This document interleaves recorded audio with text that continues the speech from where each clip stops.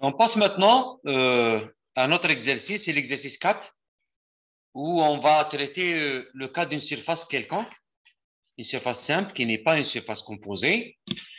Donc la question, c'est de localiser le centre de gravité de cette surface qui est là, en bleu, en utilisant une fois un élément différentiel vertical et un autre élément, en deuxième partie, un autre élément différentiel horizontal.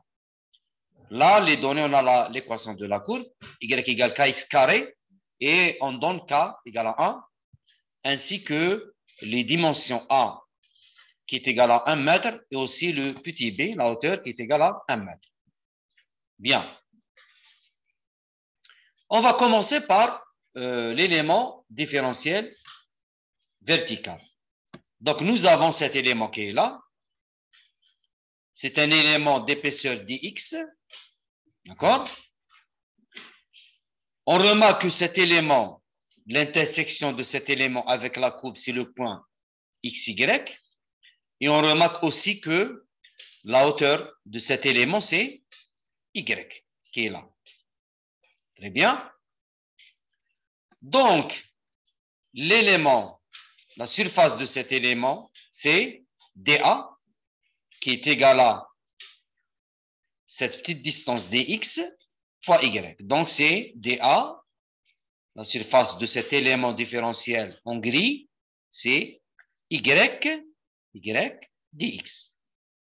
Et on remarque aussi que le centre de cet élément, x ondulé comme ça, y ondulé, il est à une localisation x, voilà, par rapport à y, et y sur 2 par rapport à x. Regardez bien la position y du centre de gravité de l'élément, c'est y sur 2. Donc, la localisation de cet élément de centre de gravité, c'est x et y sur 2.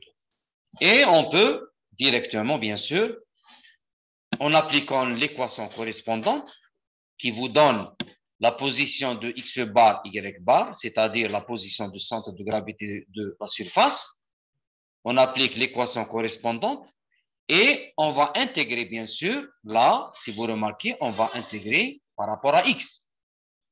Et on remarque que x, il varie de 0 à cette valeur qui correspond à 1 mètre.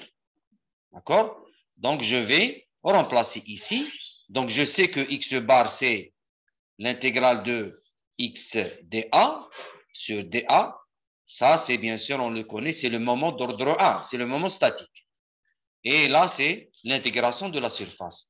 Donc, je vais remplacer le dA par y dx et j'intègre le x de 0 à 1 mètre. D'accord? Donc, j'obtiens, bien sûr, ce résultat qui est devant nous.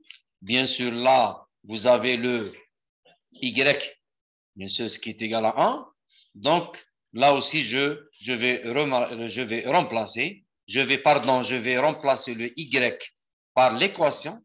Donc, c'est kx carré, il est là. Donc, y égale kx carré avec k égale à 1. Donc, y égale x2. Donc, là, si vous remarquez le y, c'est l'équation de la courbe, je remplace par x carré. Donc, x carré fois x, donc x3. La même chose, je remplace ici y par x carré. C'est une simple intégration qu'on connaît tous. Et j'obtiens 0,75 mètres.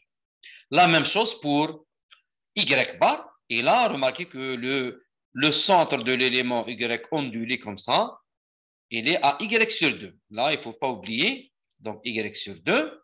Le dA, bien sûr, c'est l'élément de surface qui est égal à y dx. Donc, je vais remplacer le y. Tout ce qui est y, je vais le remplacer par l'équation de la courbe, c'est-à-dire x carré. Donc, x carré sur 2 fois x carré. Et je refais la même chose. J'obtiens la position de y bar qui est égale à 0,3 mètres. C'est-à-dire, cette position que vous voyez ici, 0,75, 0,3, c'est par rapport à l'origine des axes. D'accord? C'est par rapport à l'origine. Voilà l'origine des axes. Très bien. Maintenant, si je vais utiliser un élément différentiel horizontal, c'est cet élément qui est là. D'accord? C'est un élément d'épaisseur dy, l'intersection de cet élément avec la courbe, c'est un point quelconque, de coordonnées, remarquez bien les coordonnées, il faut faire attention à ce point.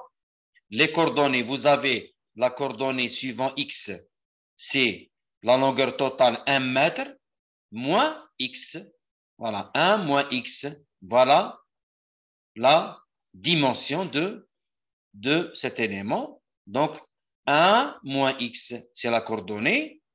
Et vous avez aussi pour le y, vous avez le y. Donc, l'intersection, c'est à ce point. Et la longueur de cet élément, c'est, bien sûr, c'est 1 moins x. Voilà, 1 moins x. Bien. Donc, la surface de l'élément, c'est sa longueur, qui est 1 moins x, fois dy. Son centre de gravité, il faut faire attention, le centre de gravité de cet élément, c'est, je vais l'appeler x ondulé, comme ça. C'est quoi? C'est toute cette distance. D'accord? Donc, c'est x plus 1 moins x sur 2, plus cette partie. Donc, c'est 1 moins x sur 2. Donc, c'est x plus 1 moins x sur 2. Ça va donner 1 plus x sur 2. Et bien sûr, le y ondulé, c'est y. Voilà, y ondulé, c'est y. Donc, je vais refaire la même chose en appliquant l'équation correspondante. Donc, c'est x bar, c'est xdA. Le dA, je vous rappelle que le dA, c'est 1 moins x dy. Voilà. Et je vais remplacer maintenant x ondulé par 1 plus x sur 2. Le dA, c'est 1 moins x dy. D'accord? Et je vais remplacer, bien sûr, là par l'équation de y, de x en fonction de y. Puisque vous avez déjà que y égale x sur 2, donc x c'est la racine de y. C'est clair?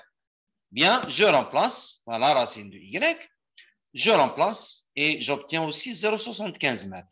La même chose pour y bar, donc le y ondulé c'est y, le dA c'est 1 moins x dy, je vais remplacer le x par sa valeur qui est là, d'après l'équation de la courbe, et je vais intégrer de la manière la plus simple.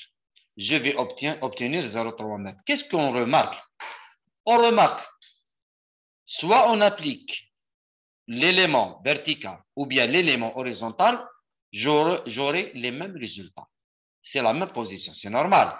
Donc, j'aurai les mêmes résultats. Mais en comparant, on peut dire que l'élément différentiel vertical, il offre une solution simple. C'est-à-dire, il n'y a pas c'est 1 plus x, 1 moins x. Donc, c'est la solution la plus simple, c'est d'utiliser, dans ce cas, bien sûr, utiliser un élément vertical, d'où la solution rapide dans ce cas.